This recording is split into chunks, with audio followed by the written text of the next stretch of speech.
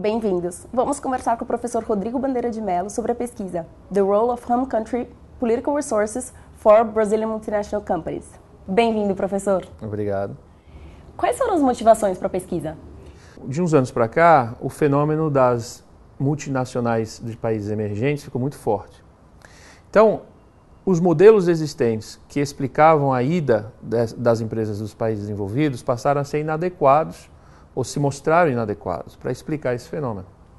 E um dos motivos é justamente entender as características, então, do país sede dessas empresas do país emergente. Então, que aspectos institucionais, políticos, culturais desses países têm algum efeito no processo de internacionalização dessas empresas. No caso do Brasil, que foi especificamente a nossa pesquisa sobre as empresas brasileiras, a gente tinha a seguinte questão: até que ponto o fenômeno das multinacionais dos países emergentes, do Brasil, ela era explicada por questões econômicas, ou seja, eram empresas que tinham uma tecnologia, que tinham um produto forte e iam se expandir por conta dessas razões econômicas, ou até que ponto esse processo também era motivado por questões de política pública.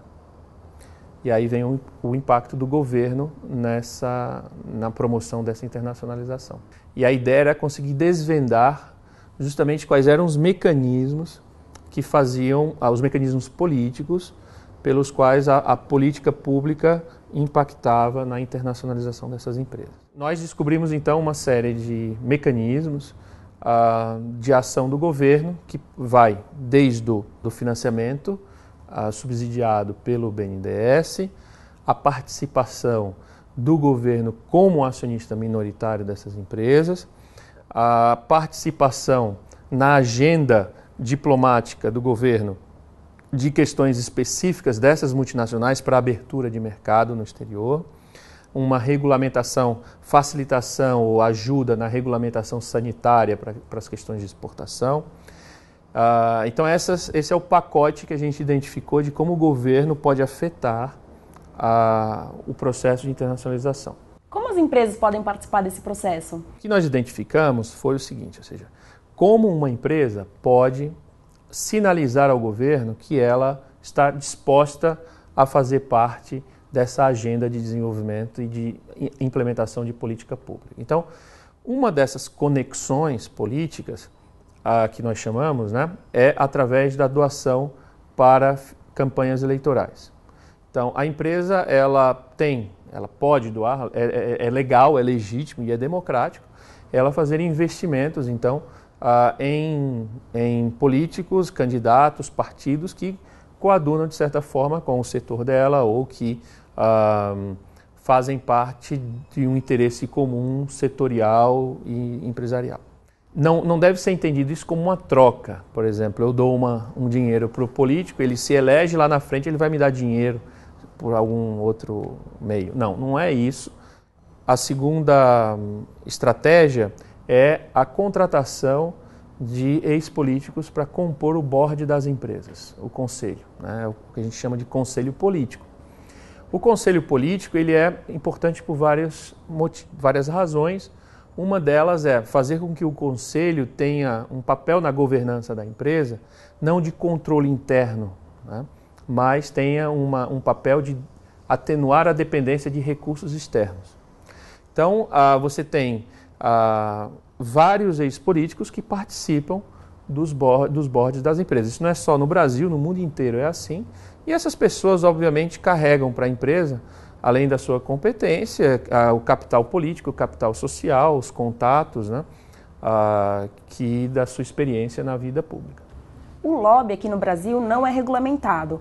De que maneira o senhor imagina que a regulamentação do lobby poderia alterar as relações que existem hoje entre o empresariado e o governo? Eu acho que iam deixar bem mais transparentes.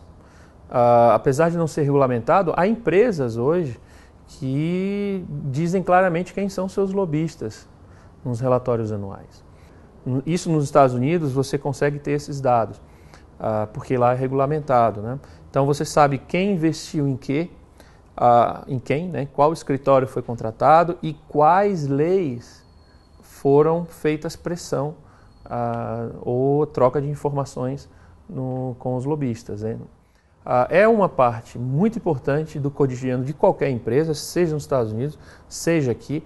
O problema é que, como não é regulamentado, como não há instituições tão fortes aqui para punir a corrupção, a gente tende a olhar sempre pelo lado negativo esses relacionamentos. Quais os próximos passos para a pesquisa? No nosso grupo, nós desenvolvemos uma série de trabalhos com estratégias políticas, seja conexão pelo financiamento de campanha, seja conexão pelo conselho político. Nós acreditamos que essa é uma variável muito importante para explicar vários fenômenos do que ocorre na vida das empresas no Brasil, estratégias e vantagens competitivas. Então, muito obrigada, professor. Obrigado, parabéns pela agradeço. pesquisa. Ok, obrigado. E para saber mais sobre essa pesquisa, acesse o link abaixo. Obrigada.